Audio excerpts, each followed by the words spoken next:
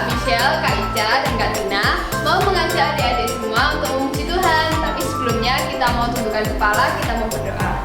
Terima kasih Tuhan Yesus untuk hari ini. Sebentar kami akan memuji menyembah Tuhan Yesus. Engkau berkati mulut kami ya Tuhan, dan berkati telinga kami yang nantinya mendengarkan firman-Mu. Dalam nama Tuhan Yesus kami sudah berdoa. Haleluya, amin. Adik-adik yang siap untuk memuji Tuhan, ayo kita berdiri.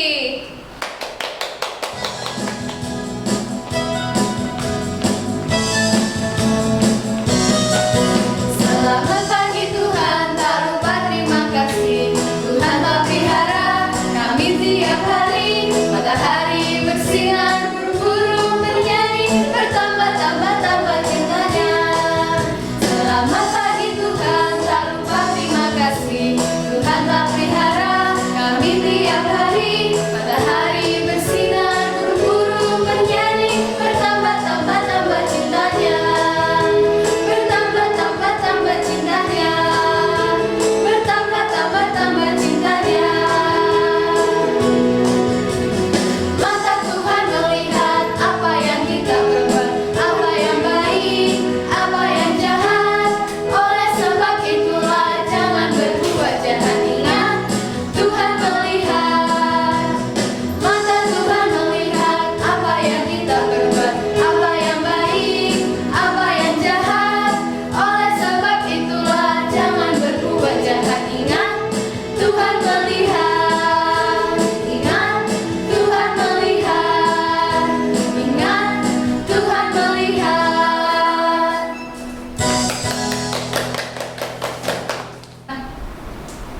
Adik-adik, kita mau mendengarkan firman. Mari kakak aja semuanya kembali duduk lagi. Sebelum kita mendengarkan firman, mari kita angkat satu pujian.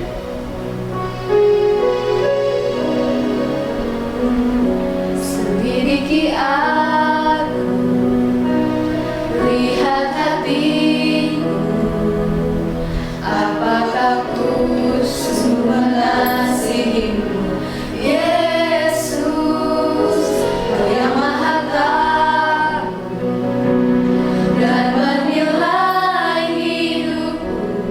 Tak ada yang tersembunyi bagimu.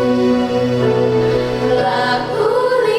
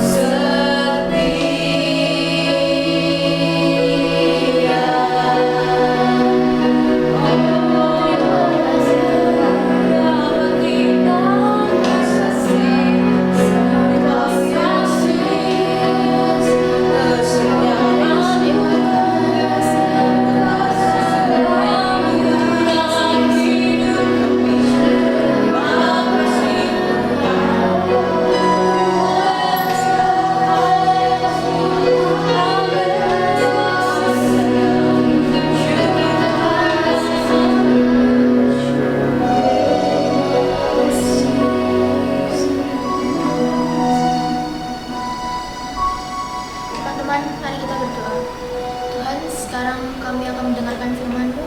Engkau bukakan telinga kami dan mata kami. Engkau membuat kami mengerti akan apa firman yang akan Engkau sampaikan pada hari ini. Di dalam nama Tuhan Yesus kami telah berdoa. Haleluya. Amin. Shalom Betani Kids, apa kabar semuanya? Baik-baik ya di rumah. Kak Evi juga kakak-kakak sekolahku yang lain selalu berdoa untuk adik-adik di rumah supaya adik-adik dalam keadaan sehat, adik-adik terus semangat, selalu ada sukacita, selalu ada damai sejahtera di rumah kalian masing-masing. Nah, hari ini kita akan belajar tentang buah roh yang terakhir. Apa ya? Betul, penguasaan diri. Kita ulang lagi ya adik-adik. Buah roh itu apa saja? Kasih, sukacita, damai sejahtera, kesabaran, kemurahan, kebaikan, kesetiaan, kelemah lembutan, dan yang terakhir penguasaan diri. Betul, penguasaan diri. Nah, sebelumnya kita coba perhatikan gambar berikut ini ya. Nah, di gambar ini ada gambar kuda dengan ada tali pengekang di mulutnya. Nah, tali pengekang itu untuk apa? Untuk mengendalikan kuda. Kalau kudanya mau disuruh belok ke kanan, talinya ditarik ke kanan. Kalau kudanya disuruh belok ke kiri, talinya ditarik ke kiri. Jadi talinya itu berfungsi untuk mengendalikan, untuk menguasai kuda supaya kuda tidak lari sembarangan. Nah, sekarang perhatikan gambar berikut ini. Ada gambar apa? Gambar mobil. Ada mobil juga ada kemudinya atau ada setirnya. Nah, di mobil ini setir juga berfungsinya sama seperti tadi tali pengekang kuda. Untuk apa? Untuk mengendalikan mobil, untuk menguasai mobil supaya mobil itu bergeraknya terarah, tidak bergerak ngawur. Kalau pengemudinya mau belokkan ke kanan, dia akan belok ke kanan. Kalau pengemudinya akan belokkan ke kiri, dia akan belokkan ke kiri. Jadi harus ada pengendalinya, harus ada yang menguasainya. Demikian juga hidup kita, harus ada penguasaan diri. Supaya apa? Supaya kita terus berjalan di dalam kebenaran firman Tuhan. Kita tidak lari ke sana, kita tidak lari ke sini, tapi kita terus berjalan di dalam kebenaran firman Tuhan. Itulah sebabnya harus ada buah roh di dalam diri kita, harus ada Roh Kudus dalam diri kita. Untuk apa? Untuk menguasai diri kita, untuk membantu kita untuk menguasai diri kita supaya kita tetap berjalan di dalam kebenaran firman Tuhan. Nah, penguasaan diri itu apa sih sebenarnya Kak Evi? Nah, penguasaan diri itu artinya menahan diri untuk tidak melakukan suatu keinginan. Jadi kita menahan diri untuk tidak melakukan suatu keinginan. Nah, apa sih sebenarnya hebatnya penguasaan diri? Nah, kita baca ya di Amsal 16 ayat 32. Dikatakan, orang yang sabar melebihi seorang pahlawan. Orang yang menguasai dirinya melebihi orang yang merebut kota. Kita ulang sekali lagi. Amsal 16 ayat 32. Orang yang sabar melebihi seorang pahlawan. Orang yang menguasai dirinya, orang yang bisa menguasai dirinya melebihi orang yang merebut kota. Sekarang adik-adik ulangi ya. 3, 2, 1. Amsal 16 ayat 32. Orang yang sabar melebihi seorang pahlawan. Orang yang menguasai dirinya melebihi orang yang merebut kota. Wah, hebat ya. Di firman Tuhan dikatakan kalau kita bisa menguasai diri, maka kita melebihi orang yang bisa merebut kota. Kalau kita bisa merebut kota, itu bukanlah suatu yang luar biasa. Suatu kota kita rebut, kita dapatkan suatu kota itu. Wah, kalau orang bisa melakukan itu, pasti dia akan jadi pahlawan yang besar, orang yang superhero, super yang hebat karena dia bisa menguasai kota. Nah, orang yang di firman Tuhan katakan kalau kita bisa menguasai diri kita bisa melebihi orang yang merebut kota. Itu sangat luar biasa. Orang yang bisa menguasai diri, menahan sesuatu yang untuk tidak melakukan suatu keinginan, menahan diri untuk tidak melakukan suatu keinginan. Misalnya kita lagi mengerjakan PR, terus kemudian kita ada keinginan untuk malas-malasan, atau kita ada keinginan untuk membuka HP, main game dulu. Nah, kalau kita bisa menguasai diri kita, maka kita menahan suatu keinginan kita untuk tidak melakukan hal itu, tapi kita melakukan sesuatu yang benar. Itu yang disebut dengan menguasai diri. Nah, itulah hebatnya, dikatakan hebat karena kita akan terus berjalan di dalam kebenaran firman Tuhan. Nah, hari ini Kak Evi akan ingatkan kembali dalam hal apa kita harus menguasai diri kita. Yang pertama adalah dalam hal pikiran. Dalam hal apa? Pikiran. Kenapa kita harus menguasai pikiran kita? Karena terkadang pikiran-pikiran kita sering membuat kita untuk menjauh dari Tuhan, sering membuat kita untuk tidak berjalan dalam kebenaran firman Tuhan. Contohnya, misalnya tiba-tiba di pikiran kita pingin nih menunjukkan talenta kita. Kemudian ada di pikiran kita bilang gini, jangan lakukan, gak bisa kamu, nanti kamu pasti gagal. Nah, kalau kita tidak menguasai pikiran kita akan percaya pada hal itu. Padahal firman Tuhan katakan tidaklah demikian. Setiap orang punya kelebihan, setiap orang harus bersinar, benar kan? Nah, untuk itu kita harus belajar menguasai pikiran kita dengan cara apa? Dengan banyak membaca firman Tuhan. Dengan banyak membaca kebenaran firman Tuhan, maka pikiran-pikiran kita akan dibersihkan dari hal-hal yang tidak benar, dari hal-hal yang negatif. Kita akan tumbuh menjadi orang-orang yang hidup dalam kebenaran firman Tuhan.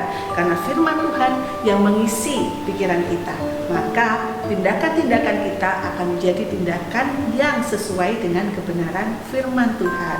Jadi yang pertama kita harus apa adik-adik? Menguasai pikiran kita. Hebat ya. Kemudian yang kedua dari pikiran kita harus belajar menguasai diri kemana? Mata. Wah, ternyata kita juga harus menguasai mata kita. Kenapa? Karena lewat mata kita melihat banyak hal yang terkadang bisa membuat kita menjauh dari Tuhan. Contohnya apa, Kak?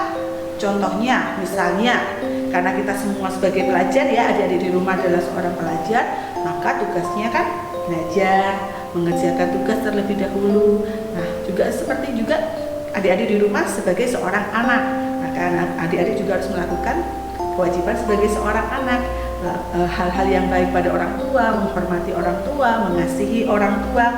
Nah, tapi lewat mata kita terkadang kita bisa tergoda untuk tidak melakukan sesuatu yang benar. Contohnya, adik-adik waktunya mengerjakan PR, tiba-tiba matanya adik-adik tergoda untuk melihat HP, lalu ambil HP, wah lihat tontonan-tontonan yang lain, wah YouTube-nya, game-nya atau bermain game dan sebagainya. Lewat mata kita bisa juga tergoda untuk menjauh dari kebenaran firman Tuhan, tergoda untuk tidak melakukan kebenaran. Karena itu hari ini kita belajar untuk menguasai mata kita. Loh Kak, kalau nanti kepingin ya sudah, jangan dilihat dulu, kerjakan tugasnya dengan baik ya, lakukan tugas dan kewajiban kita dengan baik terlebih dahulu. Kemudian yang ketiga tadi menguasai pikiran, menguasai mata, kemudian nih lidah ya. Karena banyak masalah juga yang datang dari lidah. Mungkin tanpa kita sadari kita sering mengucapkan kata-kata yang bisa menyakiti hati orang lain. Mungkin bisa menyakiti hati teman, mungkin bisa menyakiti hati orang tua. Lewat kata-kata kita harus belajar supaya menguasai perkataan kita.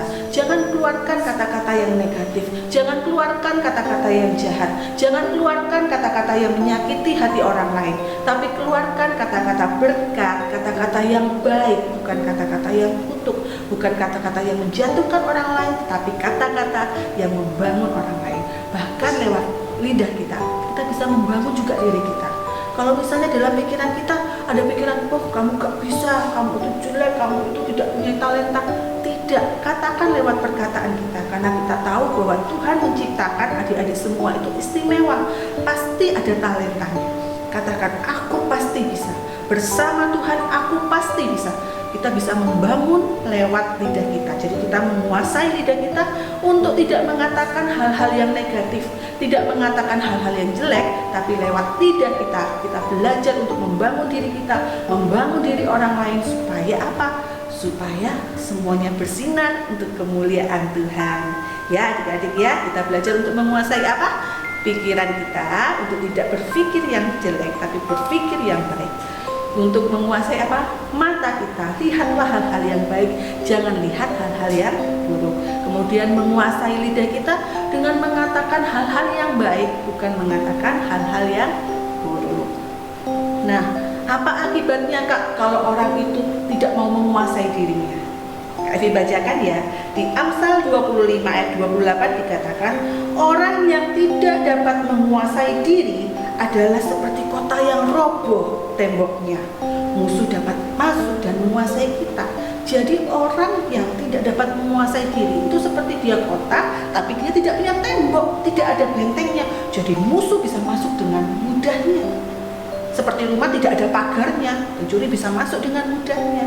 Seperti rumah tidak ada pagarnya, pintunya tidak ada. Semuanya bisa masuk, bisa menguasai dan menjaga.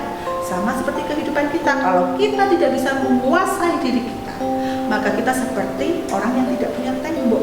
Musuh bisa datang, iblis bisa datang untuk menguasai kita, memporak-porandakan kehidupan kita, menyakiti kita, menyiksa kita kalau kita tidak punya tembok.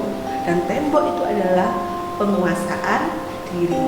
Jadi kita semua harus belajar menguasai diri kita. Meskipun kita masih kecil, kita harus belajar untuk menguasai diri kita. Kalau tiba-tiba ingin marah, diam, dikuasai diri kita. Kalau tiba-tiba ada orang nyakitin kita ingin balas, Tuhan beri aku kesabaran. Seperti itu ya, kita belajar untuk menguasai diri kita, untuk melakukan hal-hal yang baik, tidak melakukan hal-hal yang jahat, tidak melakukan hal-hal yang tidak sesuai dengan kebenaran firman Tuhan. Amin. Hari ini kita belajar ya, menguasai diri. Coba kita ulang ya adik-adik, tadi ayatnya di Amsal 16 ayat 32. Orang yang sabar melebihi seorang pahlawan. Orang yang menguasai dirinya melebihi orang yang merebut kota. Dan kita tambahkan lagi tadi di Amsal 25 ayat 28, orang yang tidak dapat menguasai dirinya adalah seperti kota yang roboh temboknya. Musuh dapat masuk dan menguasai kita. Jadi ingat baik-baik ya, sangat penting untuk menguasai diri kita. Belajar untuk menahan amarah, belajar untuk tidak mengucapkan kata-kata yang tidak baik, belajar untuk melihat hal-hal yang baik, belajar untuk tidak berpikir negatif terhadap orang lain. Ya, tidak, karena Kak Evi percaya bahwa kalian semuanya adalah anak-anak yang luar biasa, anak-anak yang diberkati Tuhan luar biasa. Kalian pasti bisa. Kalau di pikiran bilang kalian tidak bisa, jangan dipercayai, karena itu bukan dari Tuhan. Karena bersama Tuhan kita pasti bisa.